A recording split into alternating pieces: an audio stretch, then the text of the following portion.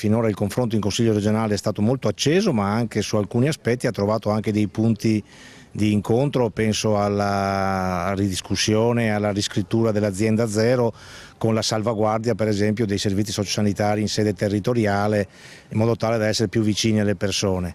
Rimane aperto il tema dell'organizzazione delle ASL, del numero anche delle ASL, su cui ci sono delle discussioni aperte.